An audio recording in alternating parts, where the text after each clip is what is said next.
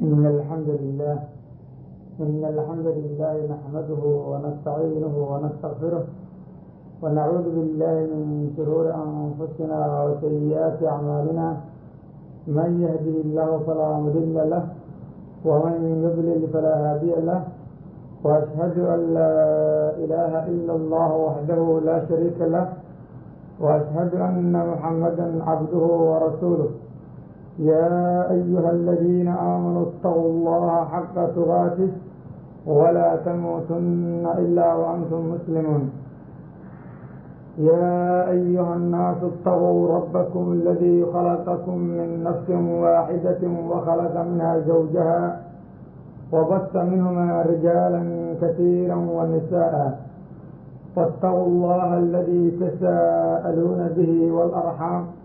إن الله كان عليكم رقيبا. يا أيها الذين آمنوا اتقوا الله وقولوا قولا سديدا يصلح لكم أعمالكم ويغفر لكم ذنوبكم،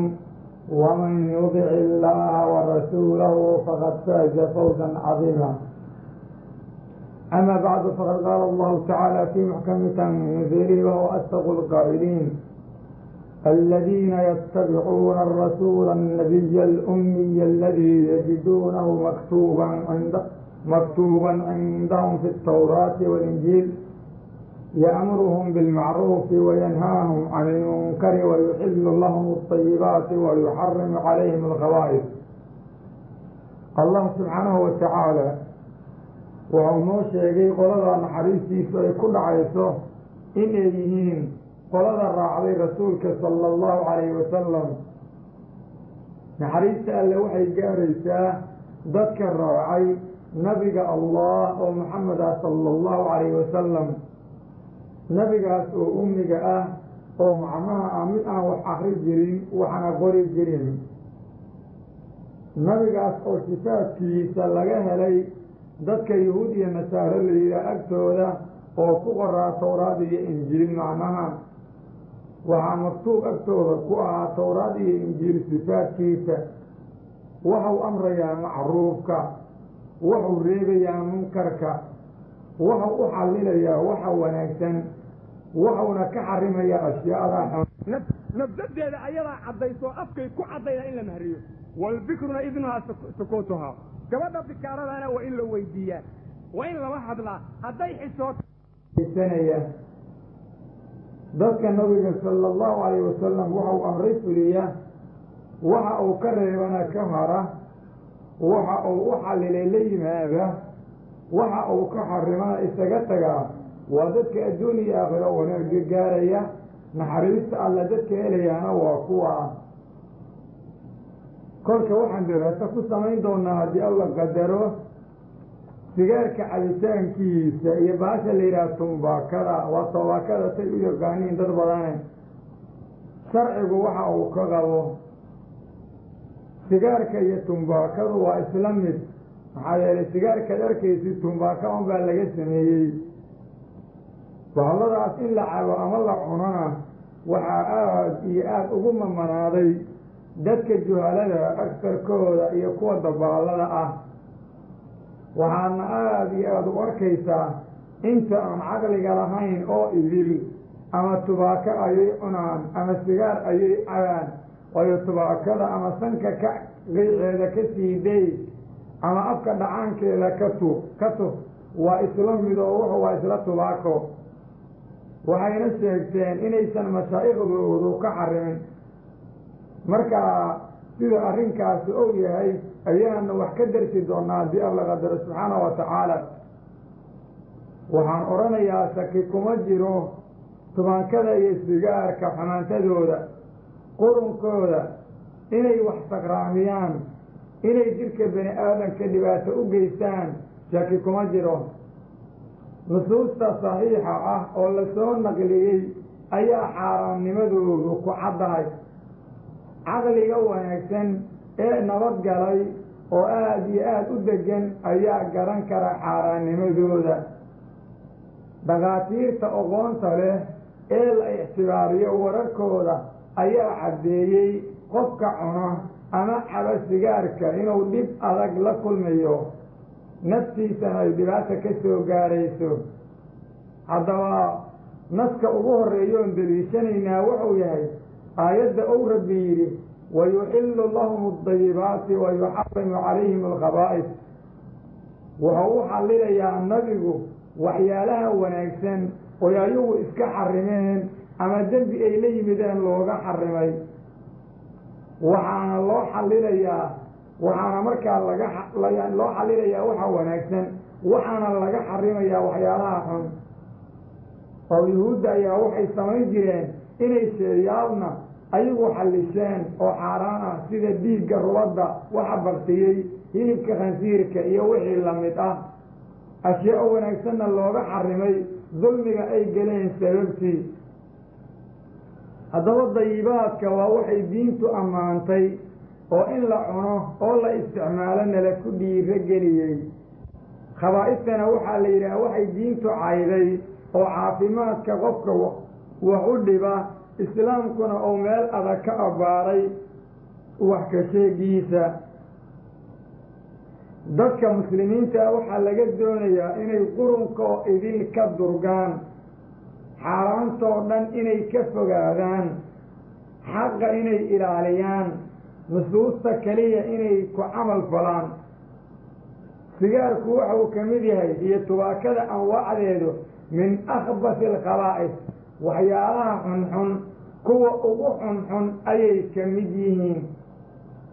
wax walba oo bani aadamka maslaxa ugu jirtana waa uu dhibaa. sigaarka iyo tubaakada anwaacdeedu dhib bay u geystaan. sidaa darteed waxaa laga doonayaa qofkii islaam ah oo iimaan qalbigiisa ku jiro inuu ka durgo isticmaalka tubaakada anwaacdeedoo idil, hawsan isugu dhowaan bahasha tumbaakada la yidhaah, ama cabitaan ha noqoto ama cunitaan ha noqoto, nuucay doontaha laga sameeyo. iyo geedaha sagradda oo idil oo qaadku ka mid yahay, oo qurunku ka mid yahay, oo bani aadamka waxa cibaadada alle ka mashquuliyo oo dhan ay ka mid yihiin, caafimaadkiisana wax u geysanayaan. marka sigaar maanta inaan ka waranno iyo tubaako waxaad moodaa hadda inaan waxba saasa loogu baahnay, inkastoo dad badan ay leeyihiin waan doonaynaa inaan ogaano ha laga hadlo. waayo dadka sigaar iyo tubaako lagala hadlayo waxaa ka horraysa inay diin ilaahayba ogol yihiin, dadkii rabbi inay rumeeyaan oy nebi moxamed sala allahu calayh wasalam ku daydaan ayaa lagala yahay. marka dad lagala ayay inay rasuulkii raacaan oy diinta dhab u qaataan, sigaar iska daya ma yeelayaan iyo tumbaako. balse waxaa la doonayaa qofkii asaga ay la tahay inuu diinta dadkeeda yahay inuu ka tanaasulo. sigaar qof cabaya haddaad aragtid shayaadiinta u walaalan la yahay, markhaatigiisa ayaan la qaban karin. gabar muslimada ayaan loo mahri karin oo waa faasiq. faasiqiintana in loo mahriyo dad cafiifiina oo nadiifa lama ogola. gabar sigaar cabta nin cafiifa oo aan sigaar cabin in lagu daro lama ogola. dadka sigaarka caba war laga yeeli karaa ma jiro, maskaxdooduna tamaam ma ahan. kuwa tumbaakada cuna oo ayagu yani aan sigaarka cabin ee tubaakada sida kala cunana waa la mid. ninka qaadka cuna ayaa la mid ah, iyo dadka daroogada isticmaalo idil. waxaa ku habboonaan lahe dadkan islaamnimada sheeganaya inay diinta alla dad u noqdaan. khabiidka qurunka badan leh oo sigaarka iyo tubaakada anwaacdeedoo idil ama qaadka qof isticmaalaya ayaa lagu leeyahay waa muwaxid oo tawxiidka u fahmay. goorma u tawxiidka fahmay ilaahay sabar ma siiye, waa ka baktiga weli alla cunayo oo wadee. rabbiga uwadale ayaanu weydiisanaynaa qofkii khayr lala doonay ama diinta inuu wax u qabtaba jecel oo niyadiisa wanaag ku jiro oo sigaar iyo waxa lamida isticmaala, allah inuu ka soo jeediyo xaqa qof raaca ka dhigo. hanuunka qofka raacaa ma luma, dhibna sooma gaaro. qurunkaanu hanuun ma ahan, ha layska deeyo. rabbina wuxuu nagu yidhi subxaanahu wa tacaala faman ittabaca hudaaya falaa yadillu walaa yashqa. ahadkii aniga hanuunkayga raaca ma lumayo adduunka, mana la cadaabayo ma halaagsamayo alla yidhi subxaanahu wa tacaala. midda kale rabbi wuxuu yidhi man camila saalixan min dakarin aw unsaa wahuwa mu'min falanuxyiyannahu xayaatan dayiba walanajziyannahum ajrahum biaxsani ma kaanuu yacmaluun. waraxadkii camal kitaabka ilaahay iyo sunnada nabiga sala allahu calayh wasalam oo saxiixa ah waafaqsan sameeya oo ama nin ah ama haween ah marka uu samaynayana iimaan wanaagsanu qalbigiisa ku jiro waan noolaynaynaa ayuu alla yidhi nolol wanaagsan oo nadiif ah oo aad iyo aad u qiimo badan qofkii nolol wanaagsan iyo khayraad iyo faa'iido doonaya rabbigii ha ka cabsado xagga ha ilaaliyo xaaraanta ha iska deeyo kitaabka rabbi kaliya ha ku dhaqmo nin sigaar cabay camalkiisu saalix ma noqon karo waayo camalka saalixa ah qofka sameeya qalad yar hadduu ka dhaco waa tooba keenaa diinta allah ayuu ku dhaqmaa waxuusan daliil u haysanna kuma tillaabsado waxaan nusuustu ka xarimina kama tago waxaana uu ku dadaalaa weligii inuu dayibaadka isticmaalo kuna socdo cunitaankooda iyo xirashadooda wixii xaaraamana uu ka tago waayo rabbi baa yidhi yaa ayuha aladiina aamanuu kuluu min adayibaati wacmaluu kuluu min dayibaati maa rasaqnaakum war dadka allah iyo aayaadkiisa rumeeyeyow waxyaalaha wan wanaagsan oo idinku arsuqna xaggooda ka cuna rusushana alla wuxuu ku yidhi yaa ayuha arusulu kuluu min adayibaati wacmaluu saalixa war rususha rabbi dirsadayey waxyaalaha xalaashaa xaggooda ka cuna camal wanaagsanna la imaada shayga dayibkaa oo nadiifkaa oo aan nafta iyo diinta iyo maalka dhib ugu jirin ee maslaxa ay nolosha bani aadamka ugu jirtaa naloo ogol yahay waxyaalaha qabiidka oo qurunka badan lama ogola ee rabbigiin ka cabsado isaga tanasula haddii iimaan idinku jiro rabbi waxau yihi subxaanahu wa tacaala yaa ayuha aladiina aamanuu kuluu min dayibaati maa rasaqnaakum washkuruu lilah war dadka allah iyo aayaadkiisa rumeeyeyow iyo nabiga maxameda sala allahu alay wasalam waxyaalaha wan wanaagsane xalaasha xaggooda ka cuna rabbigiina ku shukriya xaqiiqadu waxay tahay allah subxaanahu wa tacaala inuu nabiga maxameda soo saaray sala allahu calayh wasalam loona soo diray jamiica saqalayn labada la cusleeyo oo dhan waa jinni iyo insiya macruufka inuu amro munkarkana ka reebo macruufka waxaa lagu yidhaahdaa wax kasta oo sharciga lagu ammaanay oo fidrada saliimka ay ogoshahay waxaa kaloo lala soo diray rasuulka sala allahu alayh wasalam khalqiga noloshooda iyo adduunka iyo midda aakhiradaba si ay u noqon lahayd mid wanaagsan oo ay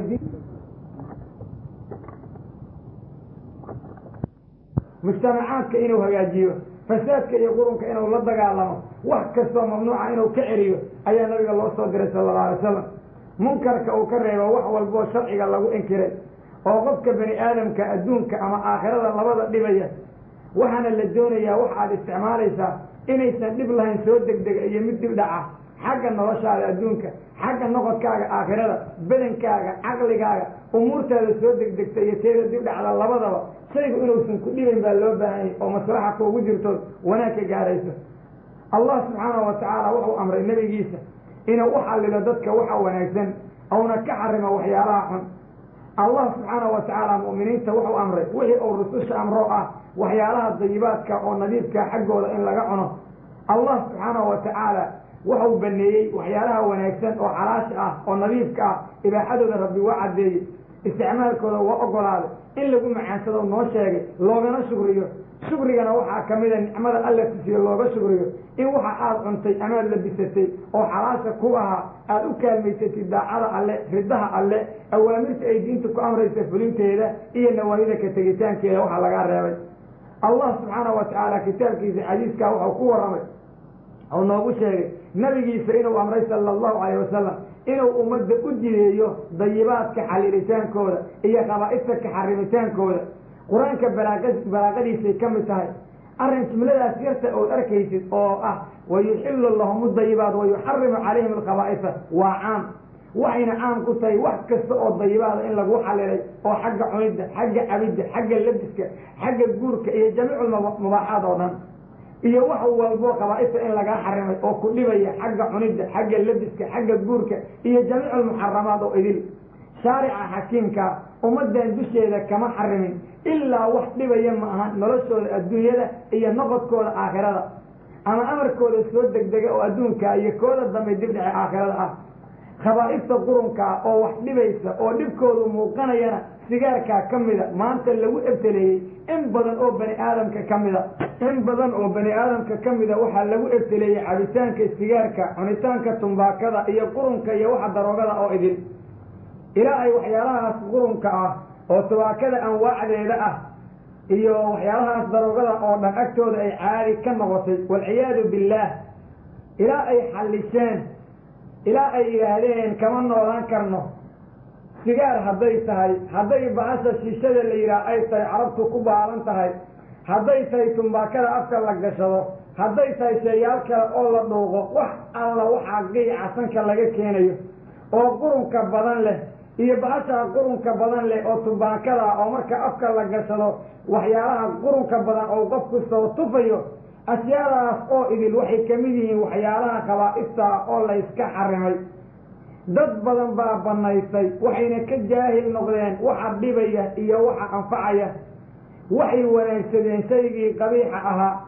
oo xumaa waxaa ka qarsoonaaday shaygan qurunkiisa iyo dhibkiisa in badan oo dadka ka mida arrinkaas ayaa ka qarsoomay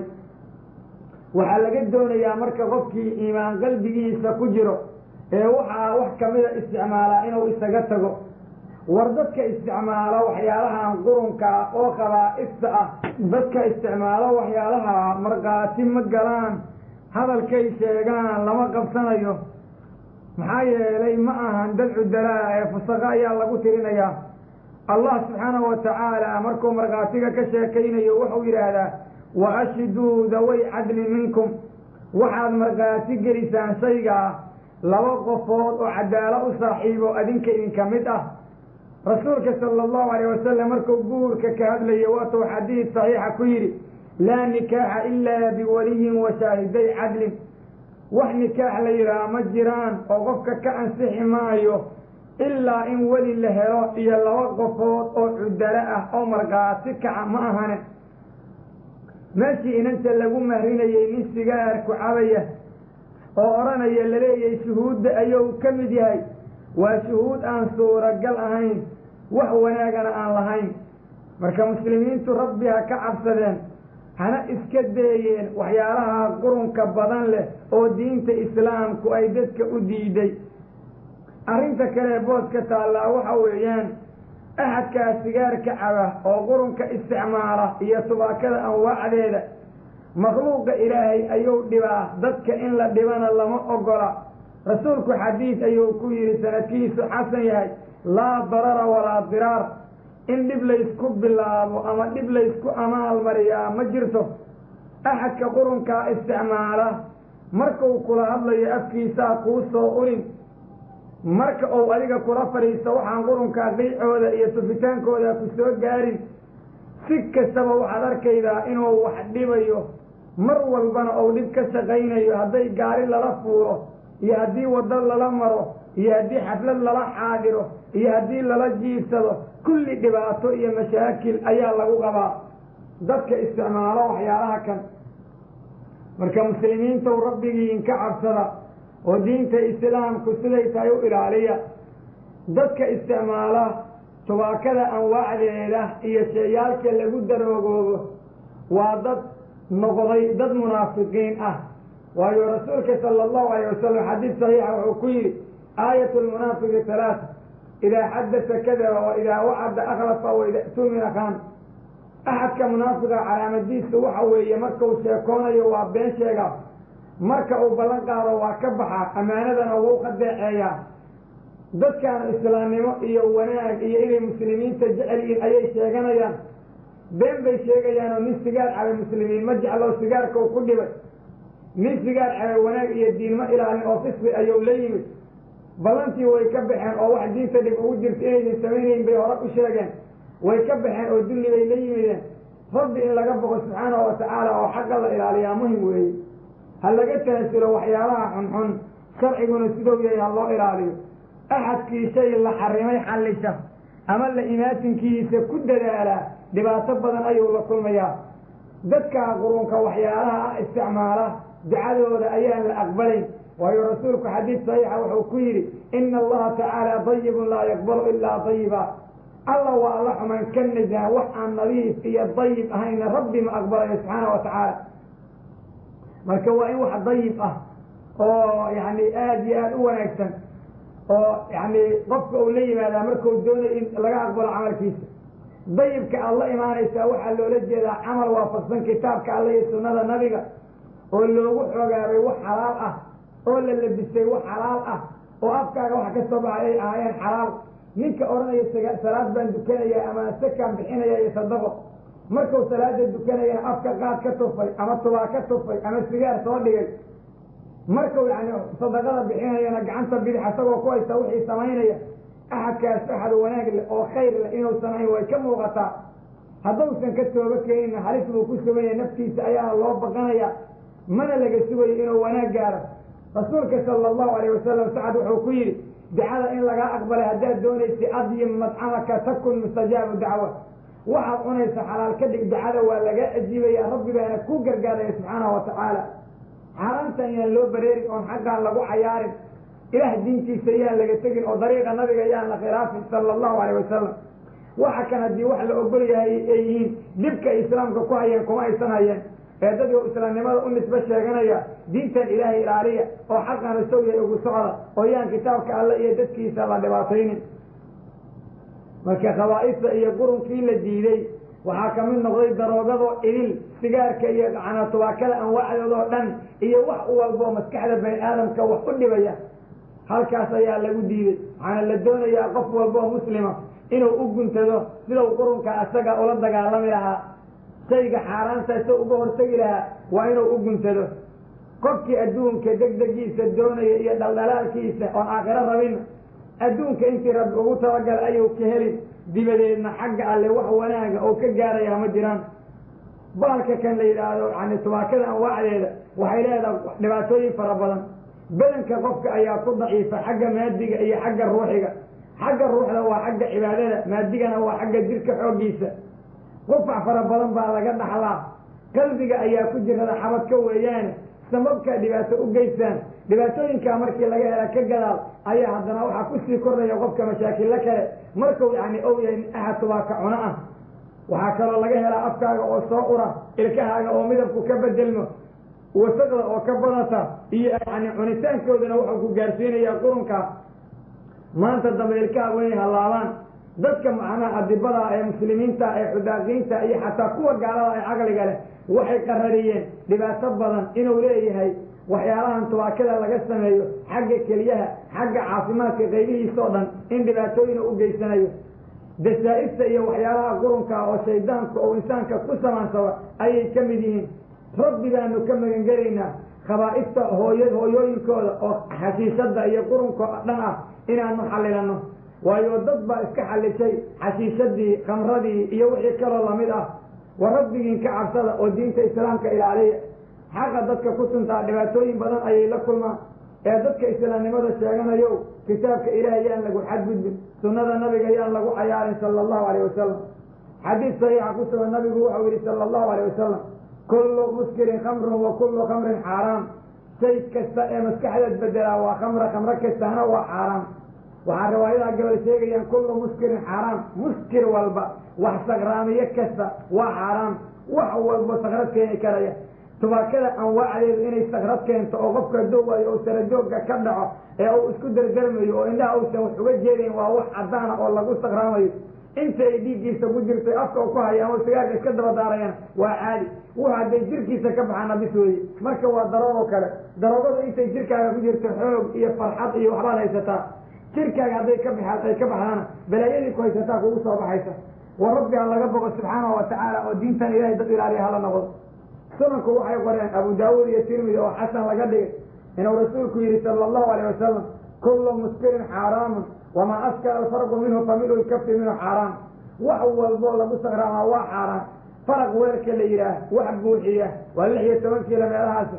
wax buuxiya yani weelkaa faraq ah oo waxa lagu sakraamo ah haddii hal sacab laga cuno waa isla mid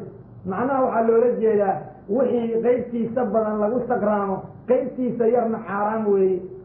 intiisa badan haddii lagu sakraamayo intiisa yarna xaaraam weeye waxaa laga garanayaa aayaadkan horay u akrinay axaadiista saxiixa ah xaaraannimada ow khabiiska muskirka ah uu leeyahay oo tubaakada anwaacdeeda ah dadka muslimiinta oo rabbigiin ka cabsada oo kitaabka ilaahay dhaqankiisa la imaada shaki kuma jiro muskiraadka inaan wax faa'iidaha oo ku sugan la arkin ilaa dhibaato mooyaane rasuulka sala allahu alayh wasalam waxau diiday ou reebay shay kastoo muskira ama mufdir ah wax kastoo lagu sakraamo iyo wax walboo qofka noojiyo oo cajis geliyo oo xibnuhu isla daynayaan oo sidaas yani u raadinayo xadiidka isaga imaam axmed iyo abu daawuud baa soo saaray waxau yidhi ninka zayn alciraaqa la yidhaha sanadkiisa waa saxiix wa rabbi ha laga bogo wax kasta oo muskir ah oo muskira dhibaatay ku geysanayaan iska ilaaliya diintan ilaahay dadkeeda noqda war fasaqaha noqonina war dad waaweyn oo ceraysto sagaal cabayaa lahayaa culimo waaweyn oo inay diinta yaqaaniin loo malaynayo sagaal cabayaa lahayaa ashar baanu ka soo baxnay iyo jaamaca islaamiya oo kale ay ku hayaan misaalan sigaarkii xabad xabad ku daarayaan islaami bay sheeganayaan daraasay akrinayaan dad bay diin u daraasaynayaan say ku suura gashaa wax noocaasa war alla diintiisa la ilaaliyo xadiidka waxaa ku sugan maarka in la layaco oo la istihlaakiyo inay tahay wax aada u mamnuuca marka ninka yani nin alla ninkii soo gala waxyaalaha lagu sakraamayo ama tubaakada anwaacdeeda waa nin maalkiisii layacay oo istihlaagay oo bilaaya ku dhacday waxyaalo badan baa jira oo daruuriyaad ah oo nolosha u baahantay hala iibsado inta lagu cayaaro le xoolaha saxiixaynka waxaa ku sugan nabiga sala allahu alayh wasalam inuu yidhi ina allaha xarama calaykum cuquuqa alummahaat allah wuxuu dushiina ka xarimay waalidka in la caasiyo gaar ahaan hooyooyinka wa wa'da albanaati gabdhaha in la nolol duugo oo gabadhii oo nool god lagu rido lagu aaso waa say qorayshii yeeli jirtay ninkii ayadoo nool oo saqiira god ku riday waxaa ka xun aan la mid ah axadka inta koriyey oo cunto ka dherjiyey qaawiyey suuqa ku soo deeyey ee yidhi xaaraanta soo malabso oo xaqa inuu xarab ka mida bar uga bakiilay oo yidhi maxaa naagu diin ka taqana wa manci wahaad alla wuxuu xarimay in magaranaysaa la manciyo xaq lagugu leeyahay amaad u yeerato wax aadan lahayn alla wuxuu idinkaadou yidhi kaliila waqaala wa kasratu su-aal wa idaacati ilmaal hadalka faraha badan su-aasha badan iyo maalka oo lagu layaco oo la dhigo meel aan laa'iq ahayn war muslimiintow rabbigiinka baqda oo xoolihiina meel aan laa'iq u ahayn ha ku bixinina hana dhiginina hana yani niyeysnaanina inaad dhigataan meela aan laa'iq ahayn ama macnaha dhigashada loolama jeedo iska dhigoon kaliya waxaa laga wadaa inaad ku bixiso haddii meel aan laa'iq u ahayn ay ku halaabayaan aad dhigtana adi horta waa la mid baalkan sigaarka la yidhaha iyo tubaakada anwaacdeeda awalan marka koowaad caafimaadka way dhibaan marada labaad waxay kamid yihiin muqadaraadka laisla ogol yahay inuu manhiyun canhu yahay oo jirka way noojiyaan iftaar iyo wax daran bay ku sameeyaan arrinta saddexaad waxa weeye riixda ka imaanaysa ayaa dadka dhibta ahadkii basal cunay iyo toongur masaajidkaa laga eriyo nabigu yidhi ayagoo inay xalaal yihiin la ogyahay sigaar oo xaaraannimadiisa aan wax jiidi karaa jirin oo diin leh maxaad umalaynaysaa ninka soo cabay waxaa kaloo saxiixaynka ku sugnaaday malaa'igta waxaa dhibaya waxa bani aadamka dhiba marka afkaagu waa inuu nadiif yahay rasuulku waxau yihi sala allahu alayh wasalam man aadaa musliman faqad aadaanii waman aadaanii faqad aada allah axad muslima axadkii dhiba aniga ayuu i dhibay axadkii aniga i dhibana allah ayaa dhibay u yihi sala allahu alayh wasalam dabaraani baa awsad ku qoray sanadka xadiidka waa la soo dhoweeyey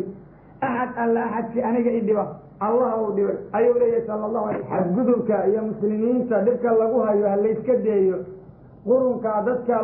yani lagu geycinayo iyo waxa jeene afka laga soo saarayo ummadda lagu hortufayana ha layska deeyo midda kale waxa uu yahay bahalkan la yidhaha sigaarka iyo tubaakada anwaacdeeda iyo qurunka kaloo la midka ah waxaa ku sugan israafkuna xaaraam weeye waxaana la ogayay dadka xoolaha ku israafaa inay alla agtiisa dhibaato badan ku leeyihiin waxay caddaynayaan axaadiista iyo aayadaha qur-aanka oon horay u akrinay iyo naqliga saxiixa oo idilba dalaa-isha ku soo aroortay halkaa iyo kuwa caqliga laga garanayaba waxay kulligood iclaansheen tubaakada anwaacdeedu inay xaaraam tahay in aan la isticmaali karin axad walba oo muslima waxaa laga doonayaa in uusan cabin sigaar tubaakana cunin daroogana isticmaalin axadka duqaanka cabaa waa insaan aan caqli lahayn caqligiisu qofkau kaamil yahay inuu qalbigiisa iyo calooshiisa ku cayaaro qiic iyo qurun kale ka buuxiyaa ma suuro gasho marka dadka cabaya waxyaalaha ah oo ayagu isticmaalaya mar walba waa dad caafimaadkooda iyo naftooda dadka cabaya sigaarka ama tubaakada cunaya ama daroogada isticmaalaya waa dad nafsadooda ku cayaaray waana dad aan naxariista ku habboon naftooda garanayn allahna qur-aanka wuxuu ku yidhi subxaanahu wa tacaala walaa taqtuluu anfusakum ina allaha kaana bikum raxiima nafsadiina ha dilinina alla wuxuu ahaaday haddana yahay idiin ahaan doonaa mid adinka idiin naxariista ah marka naftiina ha dilinina wax kasta oo maskaxda bedela ama darooga ah ama ay dadka maanta joogaa isticmaalayaan magacay rabaanba ha u bixiyeena oo ashyaada la cabo oo sigaarka shiishada qurunka tawaakada iyo waxaa ah nafta ayaa lagu dilayaa halaag baana ugu sugan ahadkii nafsadiisa shay ku dila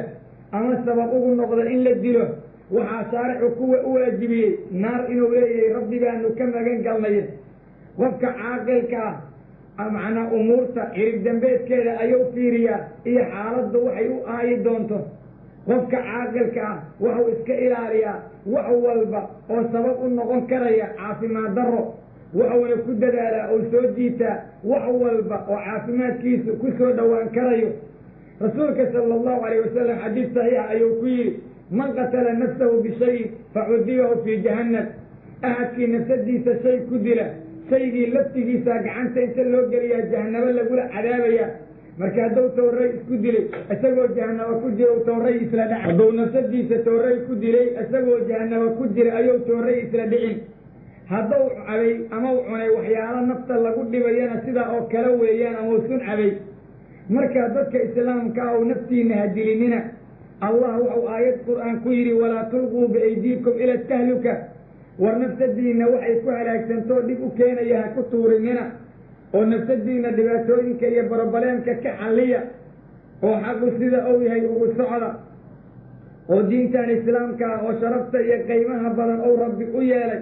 wixii danu idinkugu jirto oo aad ku liimaanaysaan ayadaa idin bartaya ku dhaqma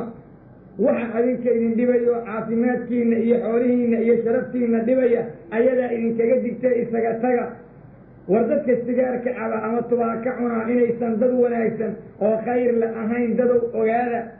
war caafimaadkooday ku cayaareen war islaamkii ayay dulli u soo jiideen war xoolihii muslimiinta ayay gubeen war nafsadooda ayay dhibaateeyeen war haweenkooda iyo ehelkooday dhib u keeneen war ilmahooday qurunka bareen oo uga dayanaya war shayaadiin weeyo gacanta bidix bay wax ku cabaan maxaa yeelay sigaarka bidixdaa lagu qabsadaa rasuulkuna wuxuu yidhi sala allahu calayh wasalam laa ta'kuluu bishimaal fa ina shaydaana ya'kulu bishimaal bidixda waxa ku cuninina bidixda shaydaankaa wax ku cune ah sidaa darteed sida shayaadiintoo kale weeyo sigaarka looma qabto bisinka waayo waa wax uu shaydaan wato daroogadoo dhan bisin looma qabto qaxadka u qabtaa hadduu u qabta lagama aqbalo waayo wuxuu cunayaa waa bakti hadday qaad yihiin hadday xashiishad yihiin hadday khamro yihiin hadday qurun kale yihiin waxyaalaha in layska deeyo oo muslimiin la noqdo oo diintan dad u shaqeeya la noqdo ayaa loo baahan yahay ma dadka maanta joogaa iska daynaya waxa kan ayaad arkaysaa dhiigga xoolaha marka la gowraco rubadooda ka soconaya ayadoo la cabsiinayo oo lagu dawaynayo oo kuwa culimo lagu sheegaya ay dadka siinayaan waxaad arkaysaa hilibkii khansiirka oo la cunayo ilaa ay dadka yurub u dhoofaa ku faanaan in badan oo ka mid ah waxaad arkaysaa hilbihii baktiga ayadoo la cunayo xoolaha taariku salaadku gowracay waa bakti xoolaha ninkan ilaahay keligii ku xireen oo gowracay waa bakti xoolaha loo qalay yani waxyaalaha yabarada ay ku sheegaan ama jinniga waa bakti kuwa booranaha iyo mingiska loo qalay waa bakti kuwa inta yani shar laga galay ilaahay qaydka loo qalay waa bakti baktigaasad calooshooda ka buuxinayo oo qurunka noocaasa cunaya sigaar hadda inay ka tagaan maba suuro gashaba waayo wax kasii baktisan bayba cunayaan dadkan marka waxaa ku habboonaan lahay diintan inay dib u eegaan ayna bartaan dadka ayagu odhanaya muslimiin baa nahay maanta oo adduunkan joogana xarafna ma yaqaaniin xaraf in loo kordhiya ma rabaan xaraf hadduu u kordho inay alla uga cabsadaanna ma rabaan xaqa inay u gargaaraan ma doonayaan xawdka nabigana adduunkay ka jecel yihiin waxaa ku sugan war alla ka baqda subxaanahu wa tacaala oo sidatan uma habboone dad yahow khabaa'ifta iyo qurunka isaga taga muslimiinta waxaa ku waajiba kulligood inay la xarbiyaan khabaa'ifta oo idil iyo munkaraadka oo idil wax walba oo diinta islaamka ay diiday waa inay la dagaalamaan waxaana alla noogu bedelay waxyaalaha khabaa'ifta ah waxyaalo dayibaad ah oo naafica oo macmacaan oo nafteenna wax ku taraya waxyaalaha dhibaatada maanta muslimiinta ku haya waxaa ka mid ah in salaada laga tegey salaada oo laga tagaa waa kufri in salaada waqtigeeda laga dibdhigo sida salaada subax oo kale ilaa la dukado markay qoraxdu soo bixi rabto balaayooyinka waaweyn oo jira waxaa ka mida zinada khamra cabidda iyo ilaahay diintiisa inaan wax lagu xukumin rabbi baanu ka magangelaynaa balaayada ah waxyaalaha waaweyn oo jira waxaa ka mid ah inay haweenku tabaruj iyo qurun ku samaynayaan waddooyinkoy siinadooda muujinayaan oo ay ragga xabadka ku salaaxayaan haddaba musiibo weyn ayaa nagu habsatay shaygii munkarka ahay macruuf buu noqday macruufkii buu noqday fa innaa lilaahi wa innaa ilayhi raajicuun waa musiibo aan musiibo ka daran u jirin shaygii diinta lagu inkiray dadkii wanaag bay ka dhigteen shaygii diintu dadka u dirtay xumaan bay dadku ka dhigteen sunnadii nabigu waxay bayaanisay bidco ayay u oqoonsadeen wixii bidco ahaa oo baatil ahayna diin iyo wanaag bay ka dhigteen saasay ummaddii ku ba'een ilaahay barakada beledka naareedna uu ku sugayaa rabbi naguma daree musiibaa dhacday innaa lilaahi wa innaa ilayhi raajicuun war rabbigiin ka cabsada war xagga ilaaliya war dad badan oo maanta ka mida muslimnimada dadka sheeganaya waxay ku dul ictikaafayaan yacni raadiyowga telefisyoonka zanaamada tv-ga iyo wixii kaloo lamida ayagoo sigaarka qurunka shiishada waxa daran iska dabageynayo cabayo isticmaalaya awgaadooday la yaceen camalkooday ku cayaareen akhlaaqdooday baabi'iyeen wax kastoo ilaahay diidana way xallisheen wax kastoo aakhiro cadaab u soo jiida way ku dhaqmeen wax walboo jannada alla lagu galana way ka durgeen samaantay ka bakiireen xumaatadana way ku dadaaleen markaasaad arkaydaa dadkii inay ku sifoogeen aayaddow alla yidhi wa amaa man bakila wastaknaa wakadaba bilxusnaa fasanuyasiruhu lilcusra axadkii diinta dhaqankeeda ka bakiila oo xoolihiisa iyo xooggiisa ku bakiila oo tawxiidka dhaqankiisa beeniya iyo amaalmarinta maalinteeda waxa uu naar ku galaa loo sahlayaa ummadda maanta joogta camalka naarta lagu galaa u sahlan siday u badan yihiin waxa jannada lagu galaana way la dhib badan yihiin war miyaanan muslimiin ahayn war miyaanan diin lahayn war maa daa'imkiina ka yaabtaan oo xaqa kan ilaalisaan dulliga iyo balaayada aad ka baxdeena allah subxaanahu watacaala ayaan weydiisanaynaa xaqa dadkiisa inuu naga dhigo rabbi subxaanahu watacaala wuxuu qur-aanka ku yidhi waman yactasim biاllaahi faqad hudiya ilaa siraatin mustaqiim axadkii allah ku dhega oo cuskado amarkiisa qaata oo rabbi ku xirma alle wuxuu ku hanuuniyaa dariiq mustaqiima oo toosan waa axadkii diinta alla ku dhaqmo waxa diintu ka reebaysa ka taga waxa ay diintu u diraysana la yimaada qofkaasu waa guulaysanayaa liimaan fara badan ayuu gaarayaa muslimiinta waxaa laga doonayaa markaysay u liibaanaan inay isaga tagaan waxyaalaha naftooda dhibaya oo diinta islaamku diiday uma habboono axadkii allah iyo maalinta aakhirada rumeeyey inuu dadka bani aadamkaa hadalladooda qaato kalaamka alleh iyo kalaamka rasuulkana ou iska tuuro dadka sigaarka iyo tubaakada bannaynaya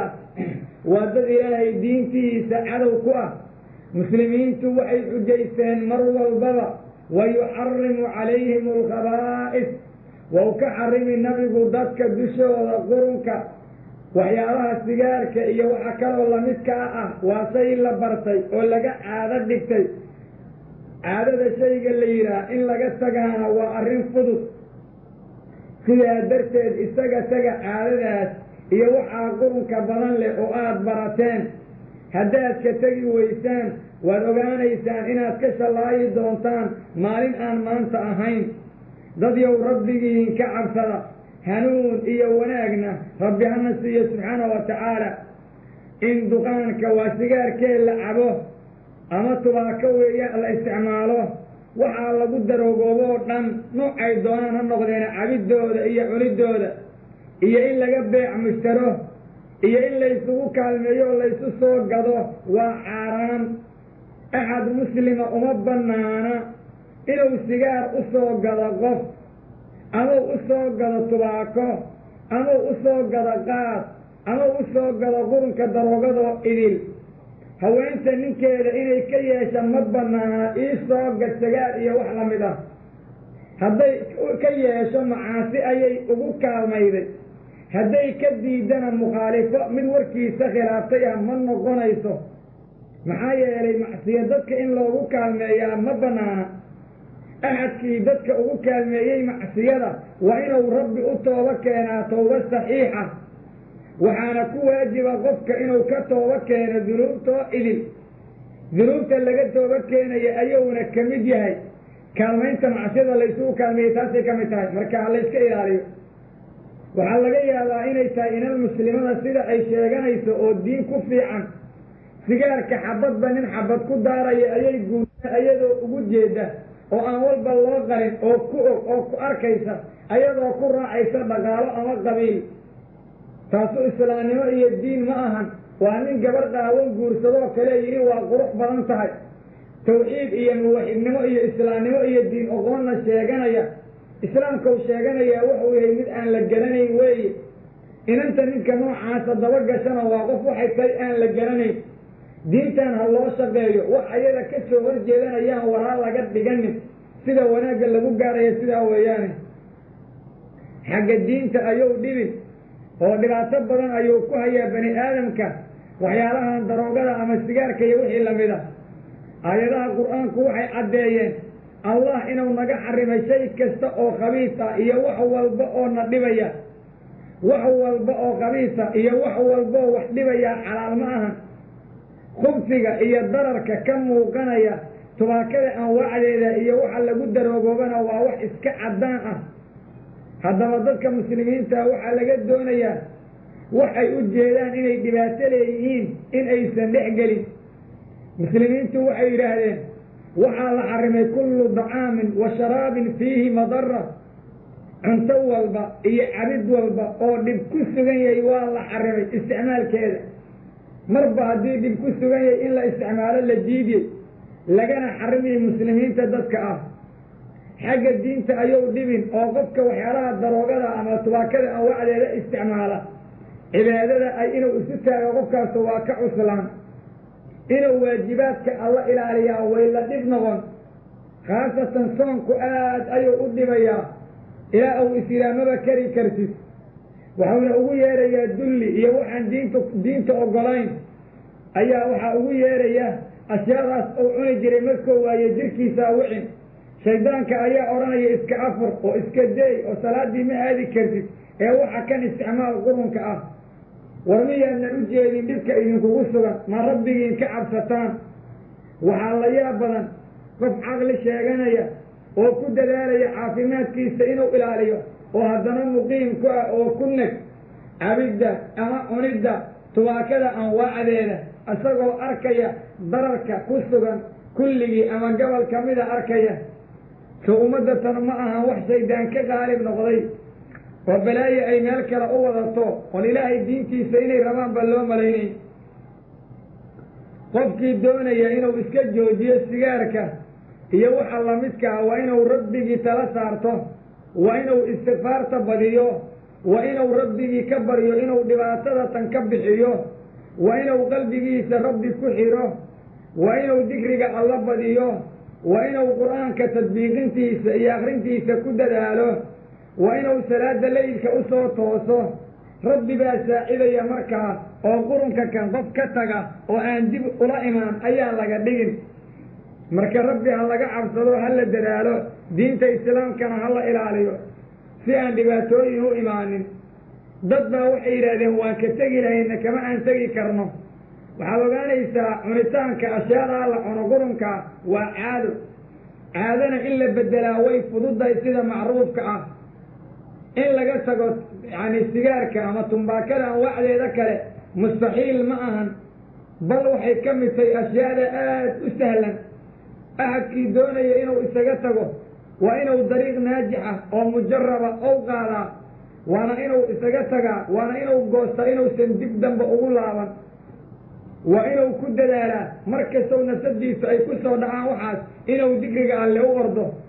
shay kale oo ilaahay u xalaaleeyana ou cabo sida biyaha liimuunta iyo wixii la mid ah culammada islaamku waxay yidhaahdeen iyo fuqahada ummadda oo idil inay xaaraan yihiin tumbaakada anwaacdeeda waa inay isla ogolaadeen waayo waxay muslimiintu leeyihiin wixii maalka dhiba xibnaha qofkana dhibaato u geysta ur iyo karna dadka u keeno uraya oo yacni kar ku jiro markay kuusoo uran aada kahanaysid wax kasta oo noocaasa xaaraan weeye wax alla waxay doonaan baa noqdeen waxaa lagaa doonayaa inta aadan iibsan oo aadan soo gadan waxa kan tumbaakada anwaacdeeda ah isweydii ma xalaal baa mase waa xaaraan ma ku anfacayaa mase waa ku dhibayaa ma wax yani wax wanaagsan oo dayiba miya mase waa khabiif waxaad heli doontaa inuu xaaraan yahay waxaad heli doontaa inuu ku dhibayo waxaad heli doontaa inuu yahay mid khabiif ah waxaad heli doontaa inuu yahay shay xun oo in loo dhowaado aan loo baahnayn ee intaadan gadanin ka hor su-aalaha adigu isweydii talow wuxu ma xalaal baa mase waa xaaraan ma waxbau anfacayaa mase waxbau dhibayaa ma dayib baa mase waa khabiif waxaad arki doontaa inaad yahay xaaraan wax dhibayo khabiif quduna ou yahay baalka dukaanka la yidhaha waa mid la xarimay beeciisaa la xarimay lacagta ka soo baxda in la cunaa la xarimay allah subxaanahu watacaala idaa xarama shayan xarama tamana xadiid baa ku soo arooraba rabbi markuu shay xarimo shaygaa lacagta ka soo baxdana wau xarimay oo lama ogolaa in la isticmaalo ama loo dhowaado marka muslimiintow rabbigiinka baqda oo diinta islaamka ilaaliya oo shay kastoo laydinka xarimay isaga taga waa haddaad wanaag doonaysaan ood rabbi agtiisa khayr iyo faa'iide ka doonaysaan dadkay sigaarka cabaa mubadiriin weeye mubadiriintuna shayaadiintay walaala la yihiin allah baa qur-aanka ku yidhi ina almubadiriina kaanuu ikhwaana shayaaiin wa kaana shaydaanu lirabbihi kafuura dadka mubadiriinta oo xoolahooda ku turturo oo ku daadiya meel aan laa'iq u ahayn shayaadiintay walaala la yihiin shaydaanka iyo waxa raacana waxay ahaadeen wax rabbigood ku kufriyey oo asaga iyo waxa raaca jahannamaa laga buuxiyaa ciriiri allay sidaa kula kulmayaan cadaabkii alle ayaa u dheeriya caramka ahlunaarka ayay ka cabayaan hadday caqiidadoodii iyo camalkoodiiba ku cayaareen si aanan marka muslimiinow dhibaato iyo balaayo aanna ula kulmin diintan ilaahay hagaajiya oo tawdiirka iyo xumaatada iyo balaayo ka shaqaynta iska deeye oo sunnada nabigu siday tay u ilaaliyay sala allahu alayh wasalam war tubaankada anwaacdeeda iyo waxa daroogada ahba miyaa lagu cayiraa miyaa xoog lagu helaa miyaa xooluhu kuugu badanayaan waa maya belyan hadday daroogo kaa soo galaan hal saacad ayay haddana kaa khasaaraysaa xoolaha kale way ka xun yihiin wax alla wixii sagaal iyo ku shaqan leh tubaakana waa nooca qaadka wixii ku shaqale sidaa weeye war dadka qurunkaan isticmaala ma nastaan dhibaato iyo waxay ku nool yihiin walwal iyo deganaan la-aan ahadkii rabbigii ka cabsada deganaan buu ku nool yahay dhibaato iyo walwalna ma haysto walwalka iyo barobaleemka intay iska daydaan diintan alla barta oo ku dhaqma oo xaqa ilaaliya oo macaasida isaga taga sidaas ayaa wanaagsan marka haddaba dadka muslimiinta ah waxaan u soo jeedinayaa nasiixa ku saabsan ashyaadatan qofka doonaya sigaarka inuu iska joojiyo waan u sheegay wixii uu isticmaali lahaa dadka lagu arkay oo sigaarka cabaya masaajidda ama wax uga dukanaya ama diin ahaan rijal laga qabo waxaa la doonayaa in qof walboo kamida keligii meel la geeyo oo la dareensiiyo tadqiinku dhibaatada u leeyahay haddii uu kaa diido naseexada iyo dareensiinta khayraadka oo qofku ou yidhaahdo maanaa la ii diidayaa mise xalaashii baa nala ka xarimaya ou yidhaahdo waxaa kuu banaan inaad yani muqaadaca ku sameeyid waxaa kaloo kuu banaan inaad inta mimbarka istaagtid masaajidka aad ku tihaahdid axad hebel sigaarku inuu xaaraam yahan u sheegay waana uu iga diiday oo wax waa iga maqli waayey xaqana waxau arkaya in lagu dhaqmo inanba loo baahnayn markuu isagu u arko noocaas oo kale sidaa darteed ha layska ilaaliyo waayo waxaa la doonayaa qofka khayr darradiisa markuu la soo baxo in dadka looga digo oo rabbi ha laga boqo la yidhaha subxaanahu wa tacaala sharciga mooyaane wax kalena dhaqankiisa la iska deeyo marka dadka muslimiinta ahow oo ayagu islaamka usoo nisbo sheeganayow qaacidadiina hagaajiya aad ku socotaan oo kitaabka iyo sunnada ka dhiga walaalaheenna muslimiinta ah oo ku nool mashaariq iyo maqaarib intaba waxaan ugu naseexaynayaa inay rabbi ka cabsadaan inay diinta tacaaliimteeda ay qabsadaan kitaabka rabbi inay ku dhagaan iyo sunnada nabiga sala allahu calayh wasalam inay ka digtoonaadaan ku dhicidda bidaca iyo khuraafaadka aan rabbi soo dejiye subxaanahu wa tacaala aan xujo loo haynin si ay u liibaanaan adduunka iyo aakhirada labada daarood ugana nabad galaan shaqinimada labada daarood khayrka kulligii wuxuu ku jiraa daacada allah iyo tan rasuulka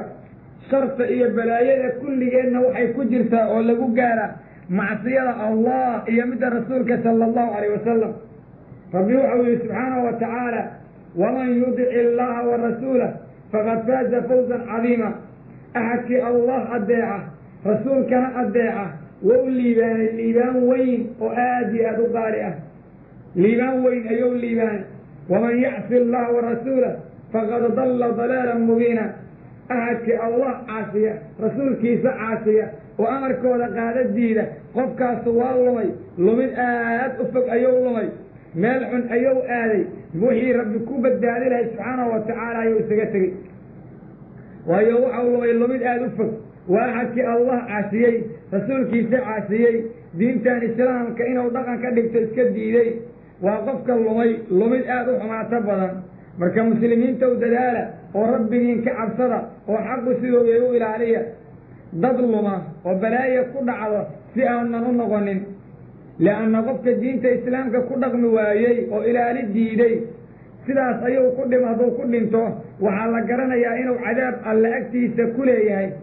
arrinkaasu intuusan dhicin ka hor ha la dadaalo oo rabbi ha laga boqo subxaanahu wa tacaala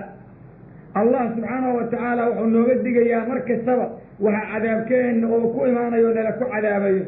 waa nooga digi waayo rabbi waxau leeyahay wayuxadirukum allahu nafsah rabbi nafsadiisa u idinkaga digayaa inaad inta khilaaftaan oo cisyaan la timaadaan oo cadaab idinku sallido taas ayuu rabbi idinkaga digay subxaanahu wa tacaala axadkaan arrintaas doonaynin rabbigii ha ka baqdo hana iska ilaaliyo waxyaalaha qaladaadka oo qurunka ah oo diinta islaamka qof ku dhaqma ha noqdo qofku axadkaan diinta islaamka ku dhaqmin aad iyo aad ayaa mashaakil oo ugu imaan doonaa marka muslimiinta u dadaala oo rabbigiin ka cabsada tooba keena axadkii sigaarka iyo daroogada iyo tubankada anwaacadeeda isticmaali jiray waxaa u furan inuu toobo keeno hadduu toobo keeni waayana masaa'ib adag ayaa ku dhici doona waxaa laga doonayaa qofka tawbadana waa mid ay muslimiintu isla ogol yihiin kulligood aayadaha iyo axaadiista qur-aankuna ayaad uga warrameen rabbi waxau yidhi qul yaa cibaadiya aladiina asrafuu calaa anfusihim laa taqnaduu min raxmati illaah ina allaha yakfiru dunuuba jamiica waxaad tihi annabiyow war addoommadayda waxaad tihi annabiyow ood ku tiraa dadka allah subxaanahu wa tacaala wuxuu idinku leeyahy addoommadayda nafsadooda ku xadgudbeenow oo xumaatada iyo qurunka sameeyeyow ha ka quusanina naxariista allah alla waa alla dembigoo idin dhaafa waana alla naxariista dembigow idin dhaafi waa idin cafin sayi-aadkow idinka tirtirin waxaad samaynaysaana waa alla garanaya marka awalan taas ayaa laydinka doonayaa rabbigiin u laabta si dembiga la idinkaga dhaafo sidaa ku ilaah baa nabiga lagu yidhi sala allahu calayh wasalam waxaa kaloo la doonayaa istikfaar in lala yimaado oo astakfirullah iyo qoomamada ou qofku badiyo ousan marnaba dembigii ou sameeyey dembi la yar ousan noqonin waa inuu rabbigii u laabto istikfaarta ou badiyo mar walbana ou yidhaha rabbiyow dembigayga ii dhaaf waxaa kaloo laga doonayaa xasanaad inuu la yimaado fara badan waayo xasanaadku sayi-aadkay baabi'iyaan waatuu alla yidhi subxaanahu wa tacaala ina alxasanaata yudhibna sayi-aat xasanaadku sayi-aadka ayay baabi'in salaadaha inta udhexayda dembiga la galay waa lagu tirtirin xajka dembigaa lagu tirtiraa sakada iyo soonka xaj dembiga ayaa lagu tirtiraa oo lagu dhaafaa qofka liibaan fara badan ayuu gaaraa markuu rabbigii u tooba keeno waajibaadka ilaaliyo sunnooyinka badsado ee khayrka ku dadaalo rabbi ka cabsada midda kale waxaa la doonayaa qofka haddii yani uu dembaabo ama ay dhacdaba inuu dhinto in dadka mu'miniintaha u duceeyaan waayo ducada mu'miniintu ay mu'minka kale u ducayso sida markuu dhinto janaasada lagu dukado oo kale way anfacdaa cadaabka waa looga badbaadiyaa naxariis alle ayuuna ku helaa waxaase la doonayaa qofka mu'minka oo taqiga inuu noqdo mid kabaa'irta ka dheer haddii qofka mu'minka oo taqiga dembiyaalka waaweyn ka durgo sakaa'irta iyo waxa yaryar waa loo dhaafayaa waxaasna dhibaato ma lahan waa laga dhaafayaa hadduusan xalilanin asousan daa'iman samaynin waxaa kaloo la doonayaa qofka muslimkaa inuu weligii ku dadaalo sadaqada la bixitaankeeda iyo inuu khayr ka tagto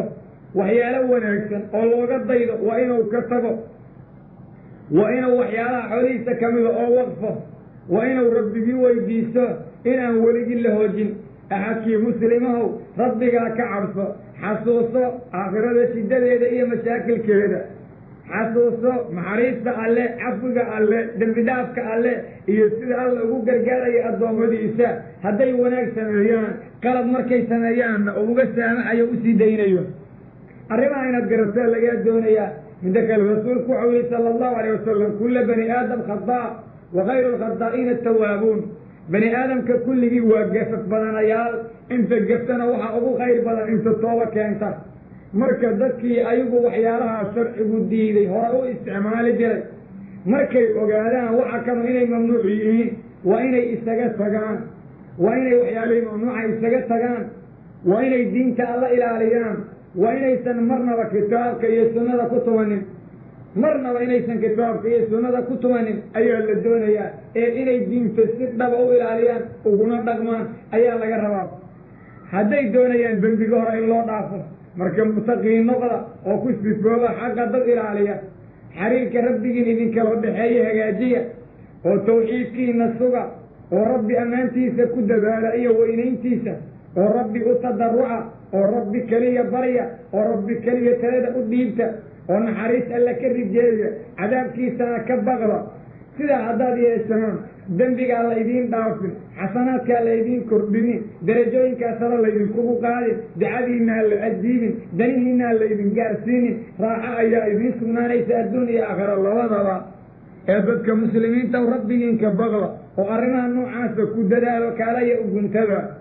أحدك آخر في الدول أورميسا ددال كيدا أيو آدو بديا ددال كبديا وحال لكدون يا أدان مسلمين نهاي إن سبب الله هجاجنا أو وحي الله نوارز وحكم عن بحنا ورسولك وحي اللي بيسود الجي وحي أسرع الرسول شكر اللي بيسود الجي نبقى أرمينا وأن رمينا دارت آخرة الديار قرونا عمل صالح عن سميتنا وحكسونا لك حرم كفرنا وغيب كأن رمينا سيدا أدان نويلنا وأن ليلانينا الدون إيه آخرنا وأن بدقلينا وحن كنا بدقلينا عقاب إيه عذابك الله وحن كل ليلانينا وح الله نقص البلي وحن نككرنا وح والب وعريري إيه دبعتك كجرته نحريس الله أوفر دوسا أيام نكون راحيسا دونا كلك ربي أنا قدر ضدك راحيسا أحكي مسلمة وربك كبر وناك كدلال أحكي ربك كعرسرة عريري والبو كيما هذا مخرج وقبحه أيو رب أسمى سبحانه وتعالى قفك مسلمك وإنه سلام تفيديا عنصديسة وحكبحيا قرابديسة أو حريريا سلاد الليلك أو ذكرها دتك مركي ورديان سو جنة الله أقاله قفك مسلمك وإنه تقوى يعبسد على كدلالا قولك وإنه كنا واقع حقا مركو رالية يا مركو عريسية وإنه عن دحدحات كسهرة أو سوحة كو إسرافين كنا حد قدين مركو فقير يا مركك كلا الله بدلا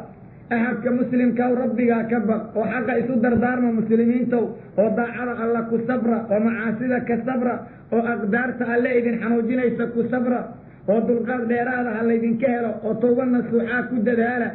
ورسل إلى إذن سيكوكنا عقاتا ومروا البوا وإن الاستقامة يوناك الله إذن كهرة إلى أتك جيري وتان وأكو عمل فشان آيات دور ربيري واعبد ربك حتى يأتيك اليقين ربك عابد إلى أي جيري وكاغتي ماله وإن أتكهجرتان ميلها الدلبو كسوغيهي وأدينت إسلامك أقرب إلى انتهاد من أدقسان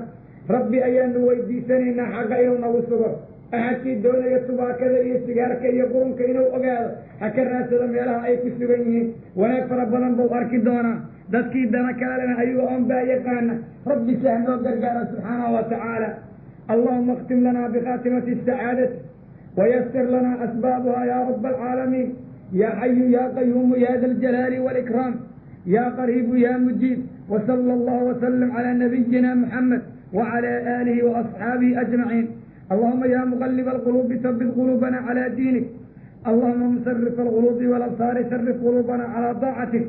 اللهم أقم دولة الإسلام على وجه الأرض كلها والأبصار صرف قلوبنا على طاعتك اللهم أقم دولة الإسلام على وجه الأرض كلها والأبصار صرف قلوبنا على طاعتك